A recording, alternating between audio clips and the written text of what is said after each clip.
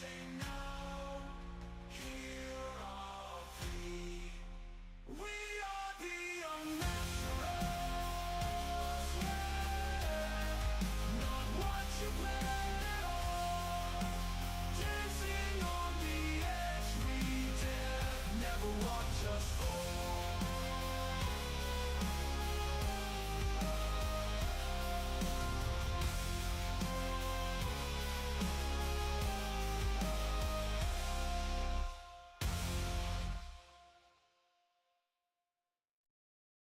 Rules mean nothing here. We'll rise above the fear. Unchained now, here are we. We are the unnaturals, yeah. Not what you planned at all. Dancing on the edge, we dare never watch us fall.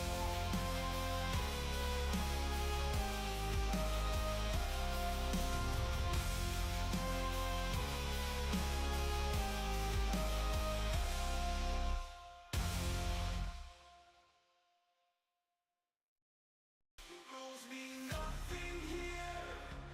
We'll rise above the fear. Unchained now, here are we. We are the unnaturals, yeah. Not what you planned at all. Dancing on the edge, we dare never watch us fall.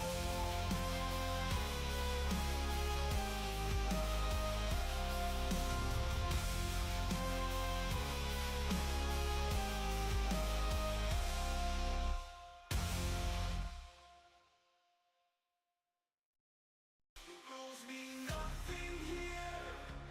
We'll rise above the fear. Unchained now, here are we. We are the unnaturals, yeah.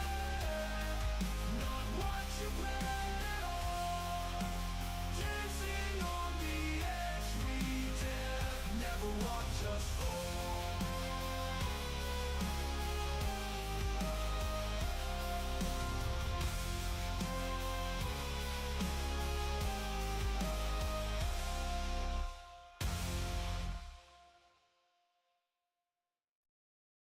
Rules mean nothing here. We'll rise above the fear. Unchained now, here are we. We are the unnaturals, yeah. Not what you planned at all. Dancing on the edge, we dare never watch us fall.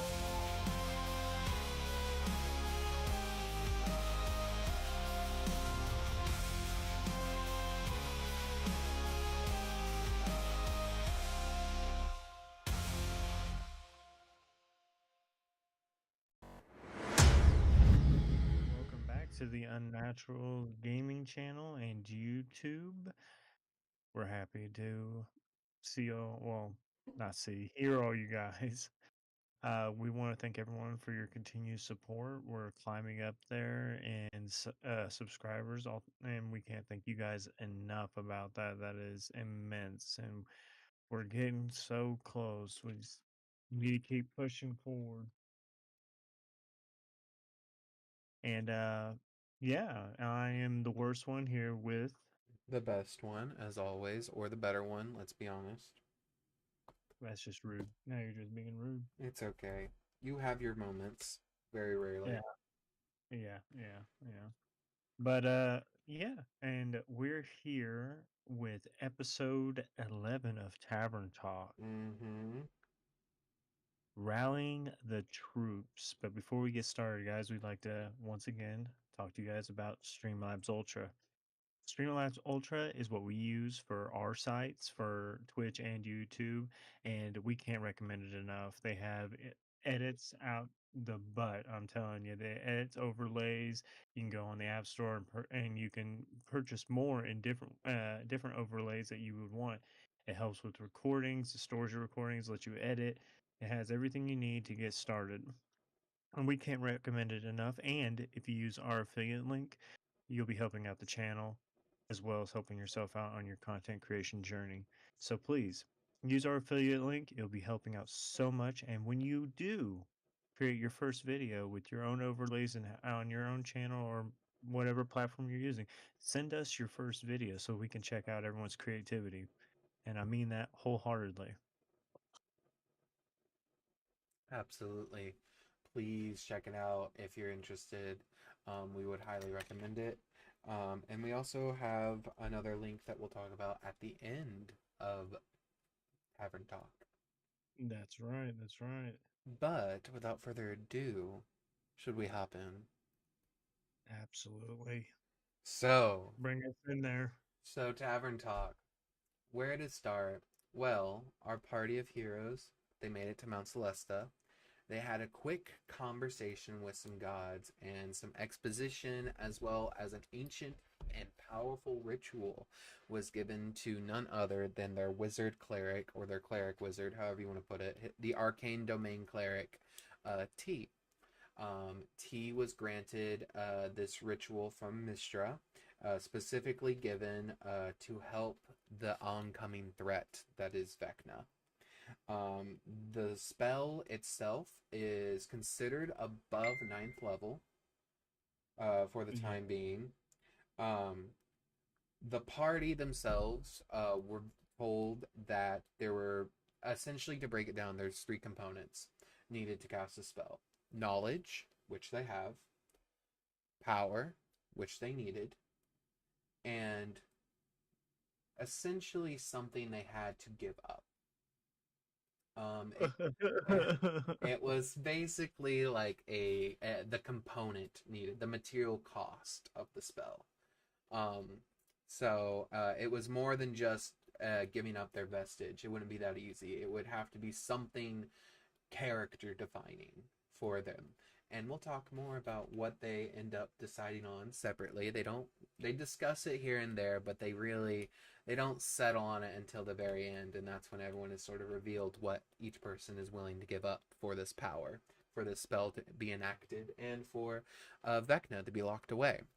So, basically, after they meet not only some of Lathander and the flesh, essentially, for all intents and purposes, Lathander and the flesh, and his room smelled of booze and sweat and possibly something other that not needed to be stated over Tavern Talk.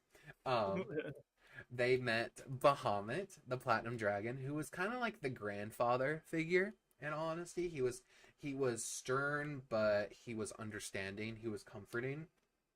And then I think the last god that they met was Sarenrae, which was Lenestra's god, and Sarenrae sort of like spoke directly with Lenestra. Long story short, they had their time with their gods and they left. After they left the material plane, the ship was fully charged and they went back to the material plane, where there they went to work. Immediately they started writing letters to other kingdoms. Val started writing as many blood hunters as he could that were now no longer under Jameson's control. He started trying to build back up as much of a legion as he could. Val's brother, Cal, started working with the Rangers to try to build them up, as well as Cal's husband, Nathaniel, started building and going back to his roots as an artificer and essentially assembling weaponry for them to use. At the same time, the party would begin rebuilding parts of Neverwinter. Tat focused more on the orphanage and helping children and mothers of expecting children, try to help them out as much as she could from the onslaught that Neverwinter had faced. The 2 paladins actually went and erected their own temples. Lenestra made a temple to Sarenrae, and it was very beautiful. It was called the Twilight Temple. And when you walk in there, you're kind of like in Twilight, and you see constellations zooming around you. It's very serene, very peaceful. Whereas Verici, on the other hand, made a smite factory. Uh, for paladins, specifically for paladins, for only paladins, and for other paladins in training, to basically smite makes right. Am I right? That's right. Spite always makes right. And because of that, Verici, he uh, had basically started teaching people how to smite, and little by little, some NPCs slowly started taking some levels in Paladin over the weeks that they were training, and some of them started developing oaths, and there were quite a few Paladins by the end of their training montage. During this, oh yeah, I was just laughing. okay. Heavily. The And, training montage, I forgot all about that. And during this training montage, Lenestra was also at some point beckoned to come to the Feywild because all of a sudden, one day during this entire training montage, Tat got a psychic, almost imprinted message from the Seelie Queen Court herself, and basically was told, refugees are coming, help them if you can. I'm doing what I can to protect our land. And Tat and Lenestra ran over there, and swarms of Fey creatures were running out of the Feywild through the Fey Gate that was opened again by Neverwinter. And all of a sudden, Neverwinter became basically a refugee camp for Fey creatures that were evading the destruction of the Feywild. Lenestra went into the Feywild to check it out, without really telling anyone in her party or without getting approval, because she was like, no, I need to see what's going on. I am the keeper of light. I have to go. So she went, and she found the Feywild had essentially become barren, almost unrecognizable. All the color had gone to silver and gray, to almost like a grayscale effect. There was no more color, basically. She eventually found the Seelie Queen fighting off these almost like insidious, like spiky vines that seemed to just corrode everything they touched. They were like black barbs almost that would just wrap around structures and creatures alike, and they would essentially petrify them into obsidian stone, is what they would turn into. And she was fighting off one, and Lenestra did the best she could, and then eventually the Seelie Queen, when they had a moment of respite, the Seelie Queen knew she wasn't long for this world, as she was already beginning to turn into obsidian stone, as she had been scratched by one previously. She told Lenestra, there was a deceiver amongst us, to say the least, as much as I know that that's not shocking in the Feywild, but this deceiver worked for him. You do not trust this deceiver, for you know her well. And essentially was told, Gladys, aka Faddis, is not who she appears to be. Cut back to the city while this is happening, and little Tat gets a message from Gladys saying, hey girl, so there's a music box that I need you to get rid of, and throw it in a volcano for me, please, if you wouldn't mind. Thanks, girl. That's everything. And she thinks nothing of it. It's completely like, yeah, I totally makes sense. Yeah, it was from a guy. It's from an ex. Yeah, just get rid of it. Just throw it away. Well, Lenestra comes back after her excursion and basically tells everyone what's going on. Tat looks at her and says, you're lying. That's not true at all. And they all slowly start putting things together, and then they all turn to the Displacer kitten that was on their ship that's been watching them the entire time. They chase after the kitten. A fight ensues. The kitten morphs into this creature. They follow it into a noble's house, who ends up being... What was the noble? Do you remember? Say that again? The kitten ends up running into a noble's house. Do you remember what the noble ended up being in Neverwinter? No, I don't. I don't even remember the kitten. So it was the cat that could become the Displacer cat that Gladys gave her. Yeah. It ran into the noble's house, and then you guys lost track of it. The spell that was to locate a creature stopped working. And then That's right. you guys walked in there, and you saw this noble holding these people captive in his home. Long stories ensued, and eventually the noble began to say, "All right, fine, since this is over," and morphed into a red dragon. But not just any red Oh dragon. my god, yeah. They finally got their dragon fight. Their dragon fight was one for the ages as they faced a red great worm. Oh boy, was that fun. That battle took quite a bit because he had obviously two forms. Um, from his mythic action, he gets to instantly resurrect Yeah. back to full health with everything back to him. Um, Essentially, he blasted them with a breath of fire that dealt, I believe, 124 damage to each of them. I believe some or most of them made the save, and then some were able to cast Absorb Elements. So in the end, I think it was like 75 damage to each of them, which was still a pretty heavy hit for some of them. And Neverwinter shook again. The Neverwinter was basically ripped asunder by this great worm that started to cause havoc. Our heroes at this point were around level 15, level 16, and they were fighting it as much as they could. They were bringing it down. They eventually ended up winning, and then as soon as they won, the dragon started regenerating. They tried Oh my god, everything they yeah. could to keep it from regenerating. They cast, they We hit that thing with so much they so fast used forward. bombs on it. They used the ship to explode its bones. They used everything they could, but the mythic action is basically a true resurrection that it gets to do once. So I was like, regardless of how much they destroyed the bones, within an hour, it fully reconstituted itself to full, and they had to go at it again. The fight even worse the second time, Oh, but this time they were able to sort of plan it out more, and they had the blood hunters and the rangers there and some of the fake creatures there. They were doing as much as they can, casting spells, slinging bolts, shooting arrows. Someone was piloting the ship. I believe it was Olma and uh, Daryl or Dannon or whatever his name is, the sous chef. They were piloting the ship while you guys were down below. And then during that fight, something very strange happened to Toph. Do you remember?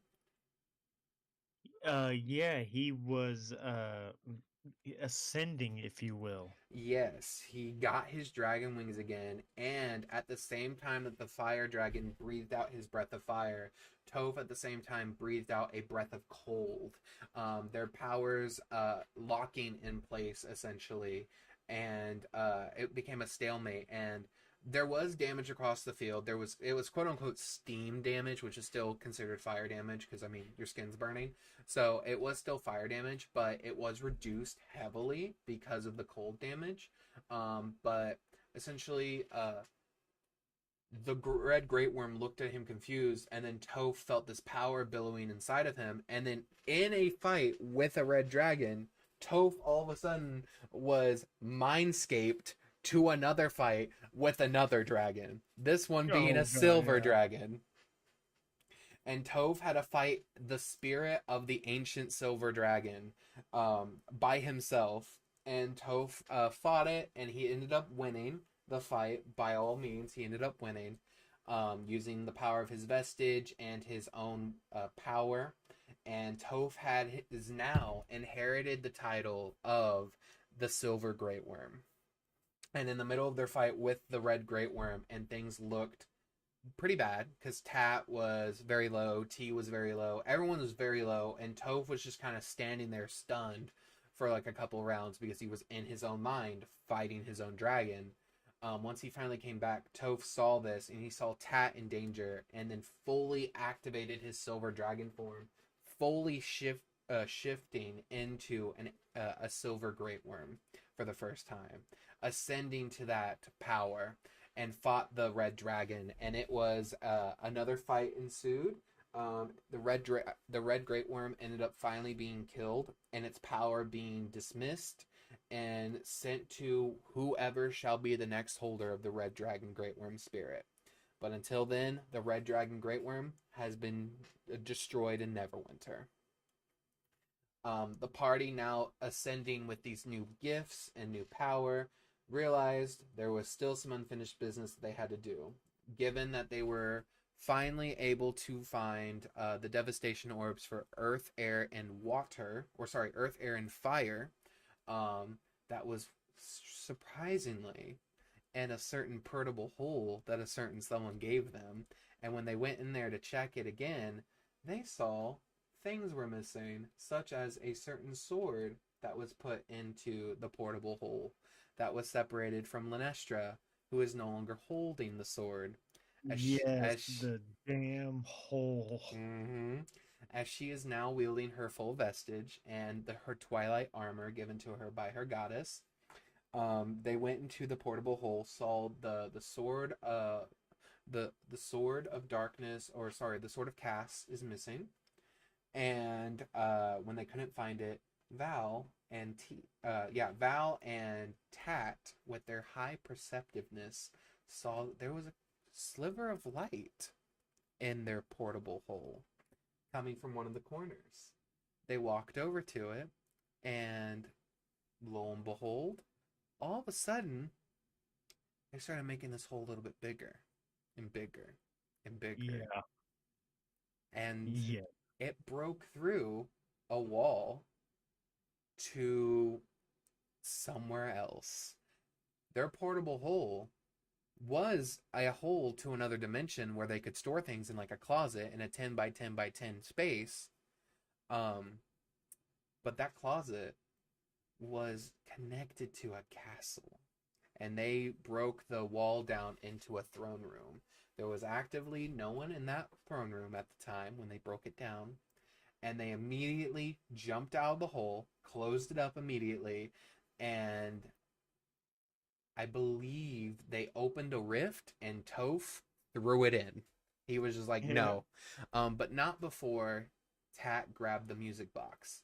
Now realizing that everything she had been told by her friend Gladys had been faked, she opened the music box, and almost like Little Mermaid, she could hear the music, the song of her dream spirit who had been long separated from her, finally returning to her, and she could feel her connection again, and she could feel her dream spirit with her, and the fake Gladys finally breaking her spell on Tat was rejected.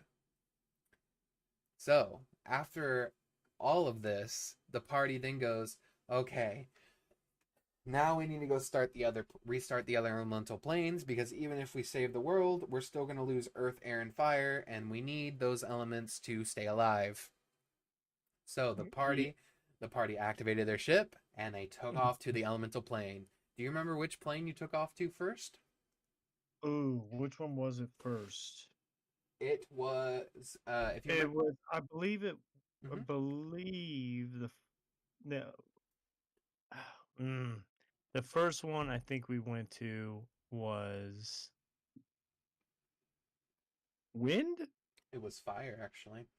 Was it fire? Because Verici, after training his paladins and then the rangers and some of the blood hunters, you guys, and some of the fake creatures, you guys had partnered them up, and basically sent scouting parties to each of the other planes. And the first one you guys visited was Fire to check on that scouting party.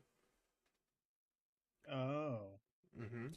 So after you guys made it to the Fire plane, you saw that the people that were there, they were still alive, the scouting party, but they were hot, they were sweaty, and they were miserable. And you met them, and they said, "We think we located where the gym would go, but there's something guarding it, something very powerful and very very fast, and we don't know how to beat it. Everything we throw at it just gets eviscerated whenever we try to get close."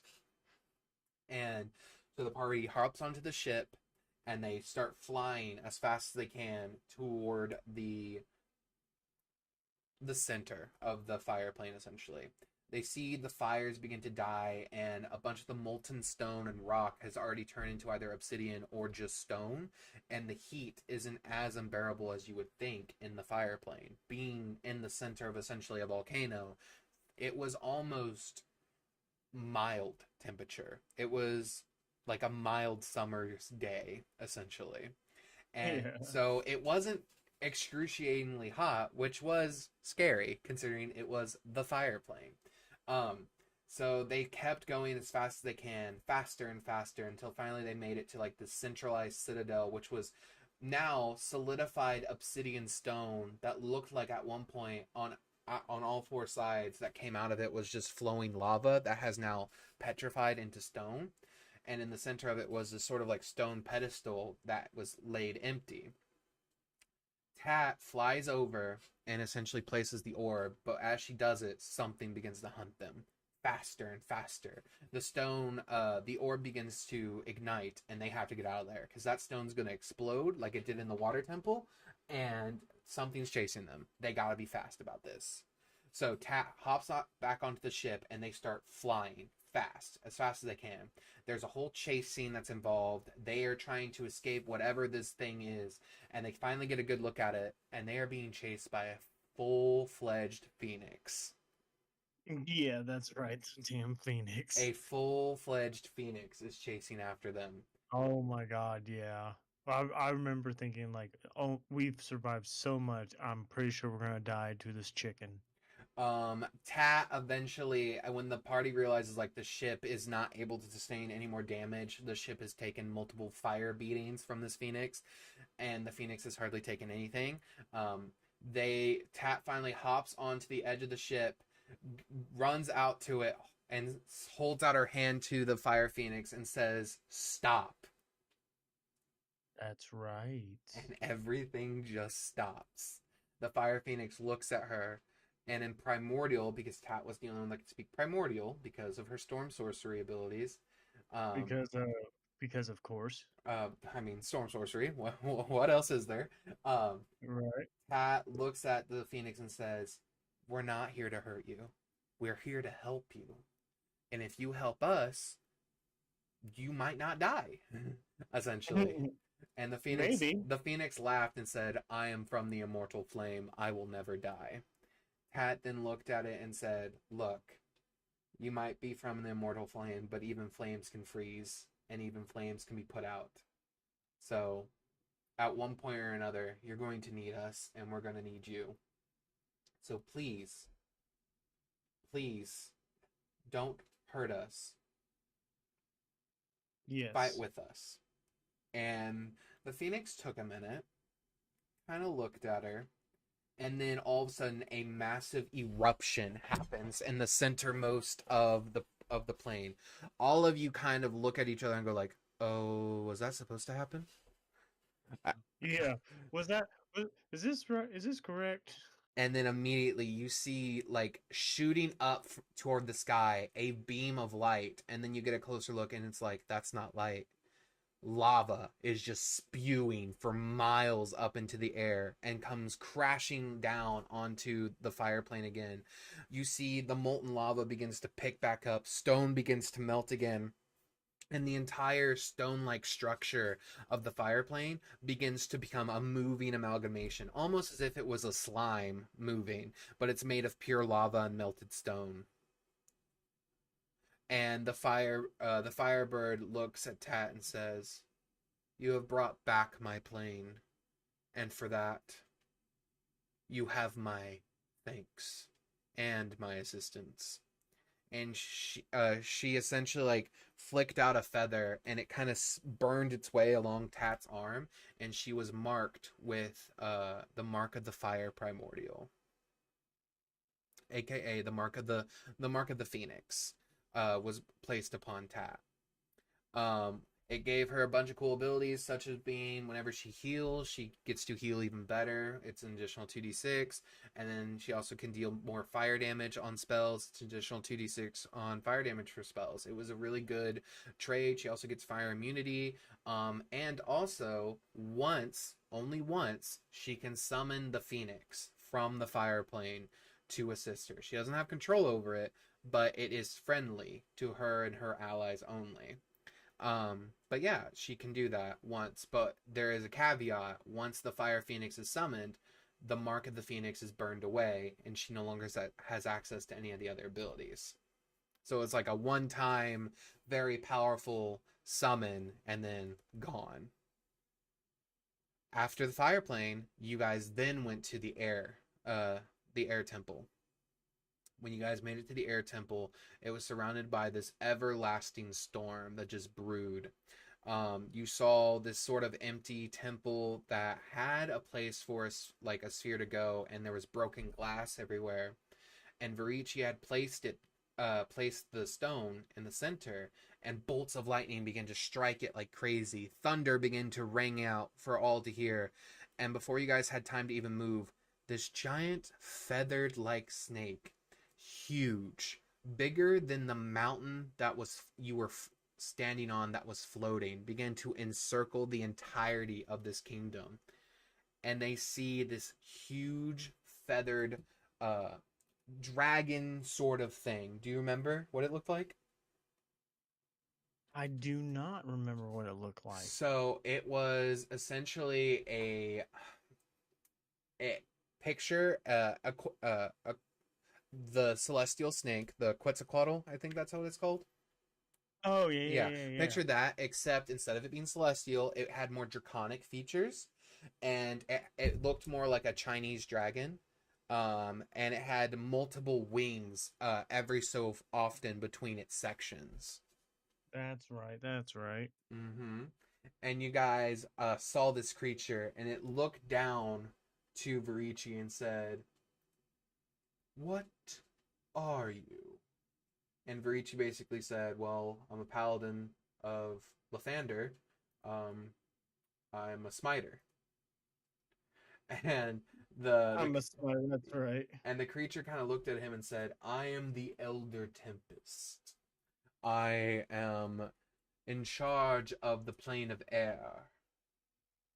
And this sort of like feathered snake thing looked like he was made of clouds, and just kind of looked at him and basically said, "What do you seek?"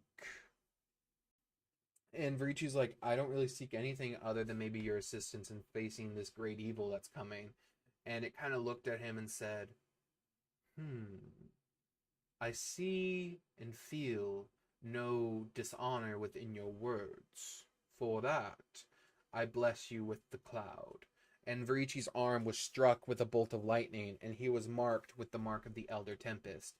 Verici could essentially fly. He had a bunch of lightning abilities and thunder abilities, and then obviously matching tats. Once per day, he could summon the Elder Tempest, and it would be out and about, but it would take away his mark as well.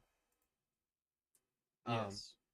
After that, we went to the Earth domain, where I believe Val hunted down where the stone goes, because it was in a giant mountainous forest. The trees the size of mountains that seemed to splot out the land, but the trees were dying and decaying, so it looked more like a fall in the Midwest, essentially, covering the ground with huge leaves and dirt mounds that seemed to just be just seemed to go on forever.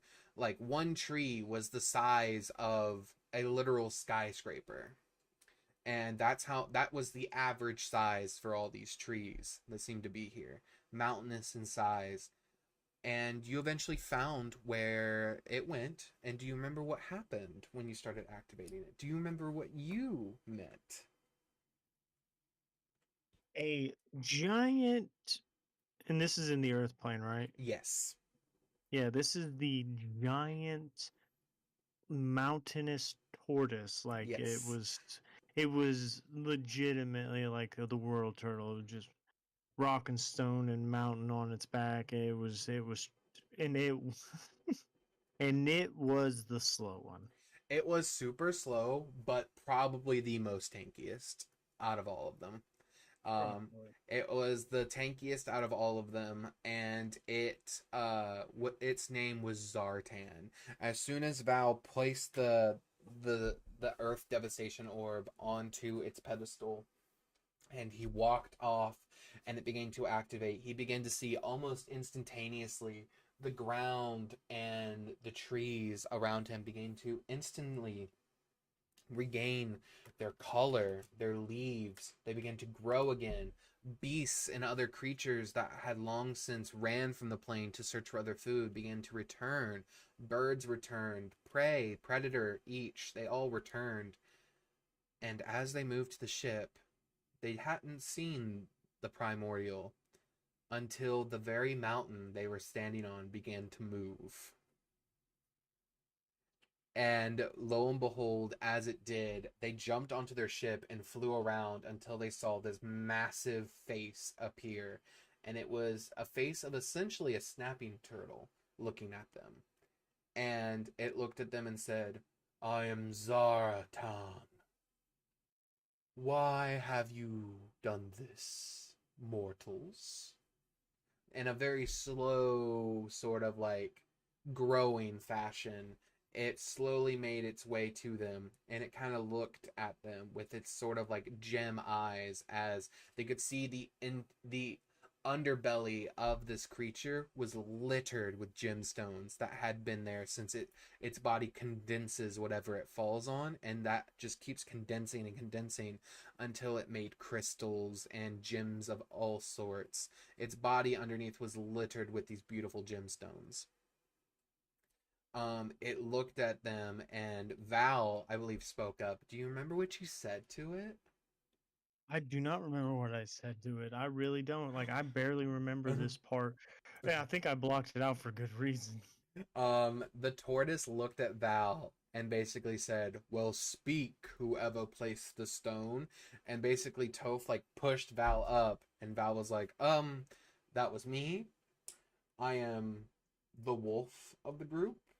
I'm the one that put it in there. Are you good now?" And the tortoise sort of looked at him and said, "I feel great. I thank you."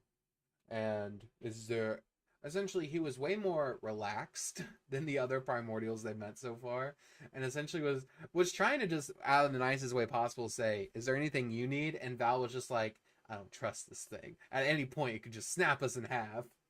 Yeah. But essentially, eventually, a conversation has led to, "Yes, we need your help facing this great threat.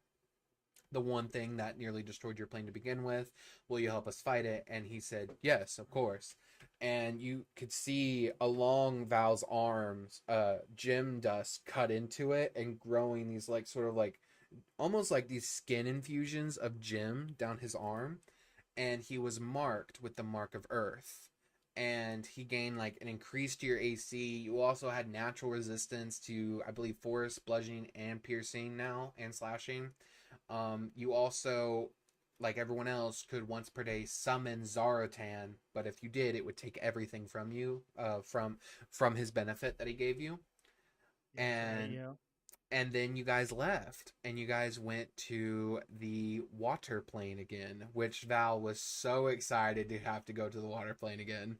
I'm hyperventilating just thinking about it. As they dived the ship into the ocean, completely submerging underwater, Toph was like, "How are we going to get this thing's attention?" And Tat's like, "I don't know. I guess we could just try to head over to where the temple is." And they're all just like, "We can't keep searching for these temples if we don't have like a direct location for them. Like, we don't truly remember where it is in this endless ocean." So Toph was like, "Okay, I have another idea."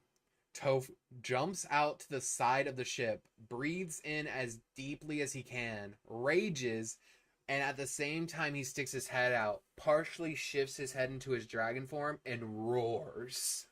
Yeah. Roars as loud as he possibly can underwater, and then pulls his head back. And then they wait.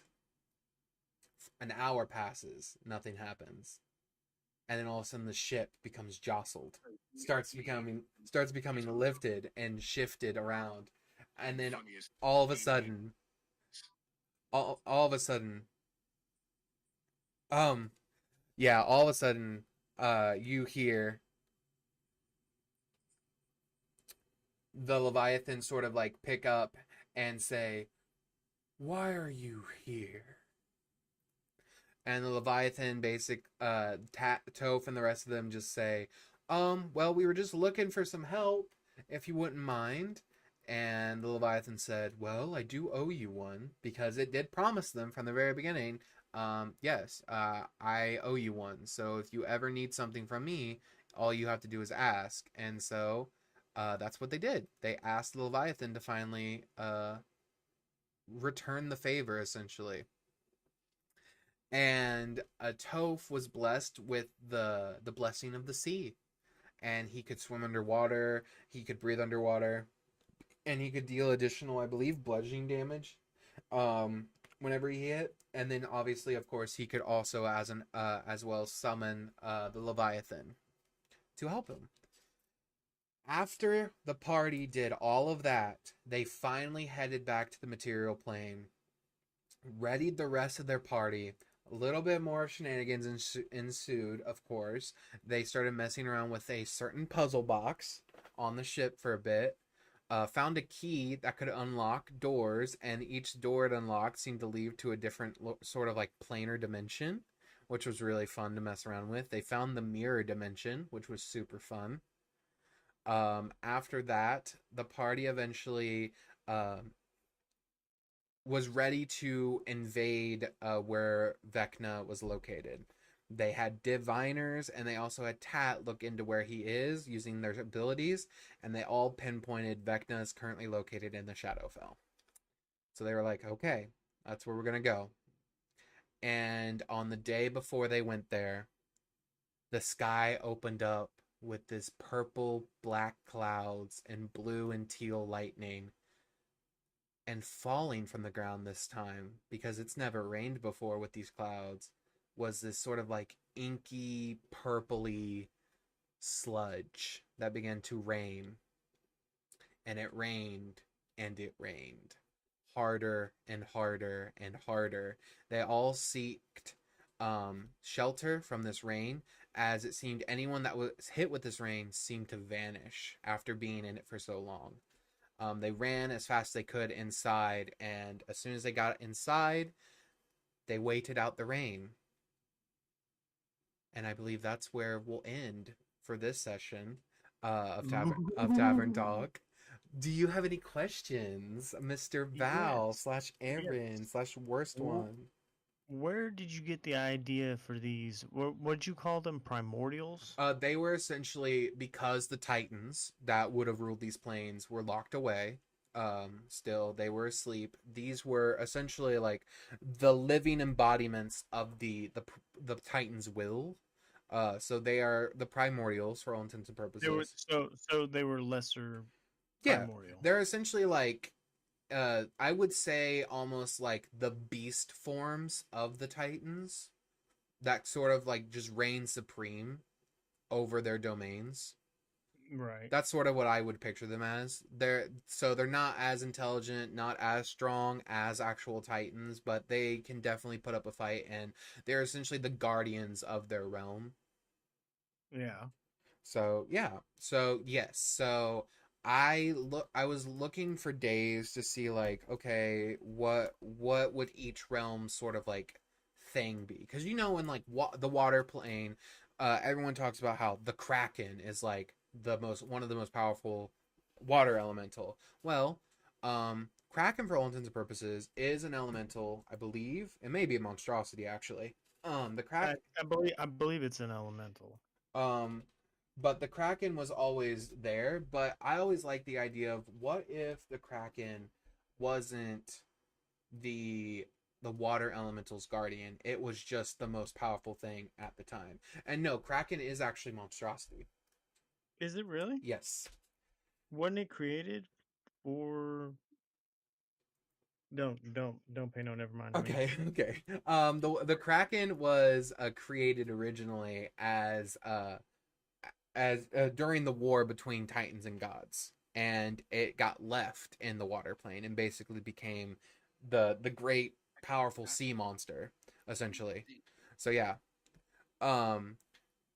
While that was happening though, the Titan guardians, essentially, I was really going back and forth in my head on what I wanted them to be, and I knew the fire guardian had to be a phoenix. I knew that. But I was like, what should each other plane be? And I was looking at really powerful titans or like really powerful elementals, and I saw the Elder Tempest and I was like, ooh, that's air. Automatically that's air and storm. And then the Zaratan, I was like, oh, there we go. We got him. I was just like, Mr. President, we got him, sort of situation. And then Leviathan was right after that, and I was like, okay, well, this was easy enough. Moving on. I just liked them. They just fit so well for what I wanted because you had the sea monster essentially, the storm dragon, the living tortoise, and the phoenix. So I yeah, love that mine was a tortoise. Like I yeah. love that so I mean, it much. wasn't yours. It's just what the. I mean, it made the most sense. I mean, I guess I could like to be fair. Uh, in all honesty, there was a lot of things that could have fit for any of them. I could have gone an Ogimash, which is essentially still a moving mountain. It's a legit moving mountain. It's not a tortoise at all. It's a titan on two legs that is made of gemstones and rock. I could have done that, and then for the water domain, instead of doing the Elder Tempest, or instead of doing the Leviathan, I could have done the uh, Olihydra, which Yeah. is literally a water elemental with several heads, Ooh, and no. it's a walking tidal wave. Yeah, that's a no for me, good buddy. And then for the fire plane, if I didn't do Phoenix, I could have done the Imix, which is a legit sentient fire. Yeah, Nice. it is sentient fire. So yeah, it grows a face and everything. And then for air, instead of doing like the Elder Tempest, I could have done something as simple as like a Thunderbird or something like that. Yeah. But you know, I wanted to go a little bit out of my way and be like, no, these guys are powerful. Like if you guys tried to fight them, I was like, it's gonna have devastating consequences. Which I knew you guys at this point weren't gonna try to fight them if you didn't have to. Like obviously, if they kept pushing it, you would have because you're not gonna just sit down and let them kill you. But it was one of those things where it's like I wanted them to seem imposing enough to where like you don't want to fight them. You want to reason with them. Yeah. But yeah, did you have another question? Yes. So as we were like as the group was coming together to acquire the more power that we needed, did you already have in mind we already got the seal, right? The seal? Yeah, for Yeah, yeah, Vecna. yeah, yeah. The ritual, yes, you guys had already gotten the ritual. Yeah, yeah, yeah. Did you already have in mind how you were gonna play that out, or like I'm gonna make it as difficult as possible. You're level 20 by the time you get here. Like, what's going on? Did you have steps like, or were you just playing it by ear, or did you have a vague idea of what we needed to acquire in order to achieve what we were wanting to achieve? But Hmm. and if you did have a plan, did you have it set up in a way to where you were not going to make it easy on us? Well, to be honest, when you guys started sending like the scouting parties and all the other parties and started divvying up tasks to like other strong members within Neverwinter and basically sending them on their own mini adventures, I didn't know if you guys were going to ever set foot into the elemental plane again, but you guys had asked if they were successful, if the planes had been restarted and all that. And I had rolled behind the screen, and I'll be dead honest with you, I didn't roll above a 10 for any of them. So I was like, no, they have not. None of those planes have been restarted yet. Like the luck checks on them to see if they reactivated within like the weeks of them being there. No, I'm sorry, they haven't. They're failing that bad right now.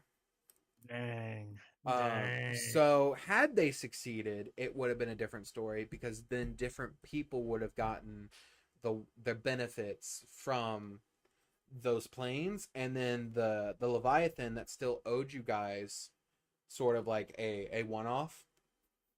If Tove had like asked for it to come to him, that would have been an interesting conversation. But essentially, all intents and purposes, it really just depended on what you guys want to do. Like I had ideas on how you guys could become more powerful. Like if Toph if you guys had never fought that dragon and Toph had never like ascended to his dragon form, that would have been something that would have been worked on during the time that you guys were in Neverwinter. If Tat wanted to access more of her cards because they finally ascended to high, I think, ascended status, and they got very powerful. Um, yeah, it was a lot of back and forth on what I was wanting you guys to do in my head. Because for you, it could have been like you were teaching more and more blood hunters, and I would have had more blood hunters come to you, like less Lycan, and it would have been like profane soul blood hunters are coming, ghost, Order of the Ghost Slayers, and mutagens are coming, and Oh yeah. they would have heard from you because for the most part, you were just teaching the Order of the Lycan because that was all that was in Neverwinter essentially after Jameson was killed. That was essentially like the number one blood hunter group at this moment in Yeah. time because of how many D- Jameson Did we turned. just did we discuss who Val anointed to run the Profane Soul and the Ghost Slayer? I don't believe so. I'm trying to remember if you did that before or after Vecna, because I think I did that before okay, because I needed them to rally as many hunters as possible, train the new bloods as we were calling them, and get them ready because war's coming, and the war that happened thousands of years ago is back on our doorstep, and we're gonna need everything we can get. I believe Val anointed. Let me see. Let me look at my notes real quick. you're fine.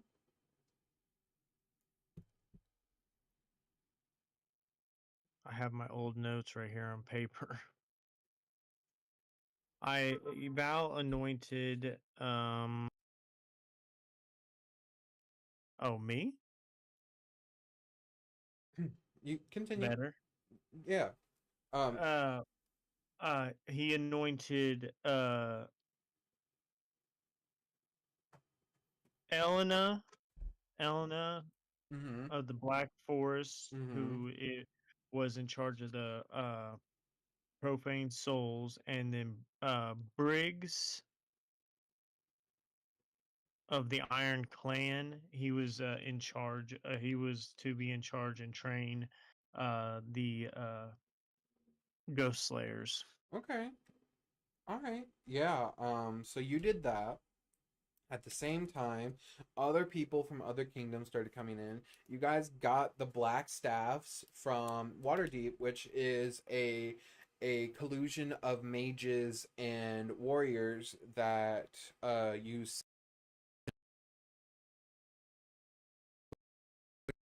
Yeah, continue. Cutting in and out, bro. You still there? Yes, yes, yes, yes, yes. Um, but essentially, uh, basically, you guys had been going back and forth with all these new arrivals. One of them being the Blackstaffs, like I mentioned, and they stated, "You'll have us with you," and they control these sentient golems all throughout Waterdeep, Mm-hmm. and they said even if the golems are destroyed in battle, we need not worry as they will be reconstituted back at Waterdeep. So even they had stated like they will use Waterdeep itself to reconstitute. Like they would, their bodies would become the buildings, the stone, the floor, all that stuff. So yeah, um, but yeah, that's what I was. But after that, I think that's all that happened, and all the like main new people. I think you guys also got another group called the Arcane Brotherhood, but essentially, did you have any other questions? No, I did not, because we're Okay, getting to the juicy part where most of my questions are light. I've been writing these past six sessions. My questions I'm going to ask towards the finale, and okay, I need to get to them. okay. Well, we will definitely do that, and I believe we'll call it here. Do you want to lead? Do you want to lead us out, worst one? Yes, I have all my questions for the end And of episode going 12 towards the will end. be the final episode. Is it Uh, 12 or 13? it will be 12 because we're on 11 right now. All right, all right, all right. Well, then I'll save all my questions for that right there. And yes, but I do have some closing remarks. Mm-hmm. Guys, we're big boys now. Yeah. We